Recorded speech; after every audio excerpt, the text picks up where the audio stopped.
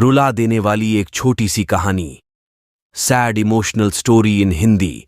आपके दिल को रुला देने वाली एक छोटी सी कहानी जरूर और पूरी सुननी चाहिए। लड़की अपने प्रेमी से पूछती है कि अगर मैं किसी दूसरे आदमी से शादी करूं तो तुम क्या करोगे? लड़का ने एक छोटा सा जवाब दिया, मैं तुम्हें भूल जाऊंगा। सबसे बड़ी बात यह है कि तुम मुझे भूल जाओगे। जितना जल्दी मैं तुम्हें भुला सकूंगा उससे ज्यादा जल्दी तुम मुझे भूल जाओगे, लड़का ने कहा जब वह इसे सुनकर गुस्से में दूसरी ओर चली गई। क्या सोचो, शादी का पहला दिन है, लड़का ने पूछा।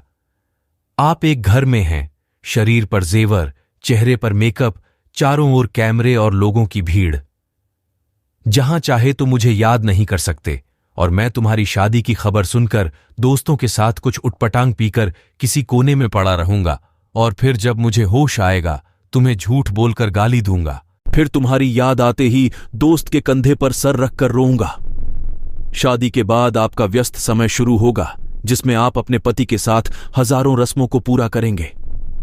फिर कभी कभी तुम्हें अपने पति का हाथ पकड़कर बाइक पर बैठते हुए मेरी याद आ जाएगी और मैं आवारा की तरह घूमता रहूंगा जैसे मेरी जिंदगी का कोई उद्देश्य नहीं है। और अपने दोस्तों को बताऊंगा कि कभी प्यार मत करो, कुछ नहीं मिलता।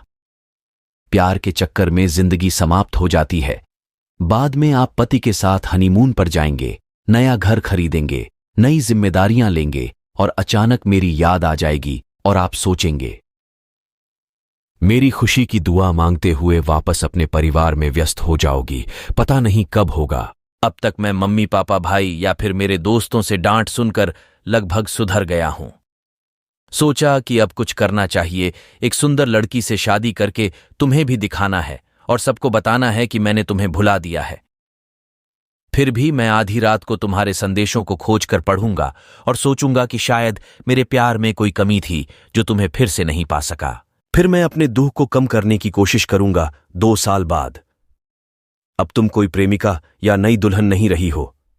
अब तुम मां बन चुकी हो। अब तुम अपने बच्चे के लिए सोचोगी।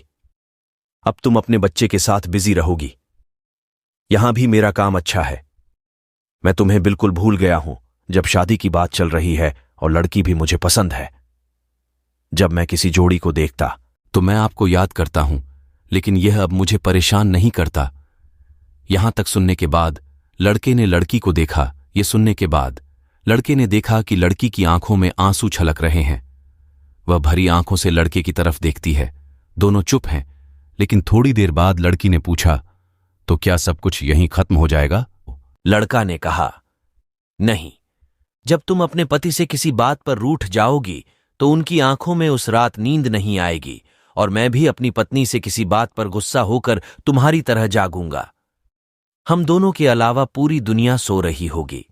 फिर हम अपने अतीत को याद करके बहुत रोएंगे, एक दूसरे को बहुत प्यार करेंगे, लेकिन परमेश्वर के अलावा वह सिर्फ इतना कहकर रोते हुए एक दूसरे को गले लगाते हैं, किसी को पता नहीं चलेगा। अगर आपको कहानी वीडियो पसंद आया तो शेयर करें।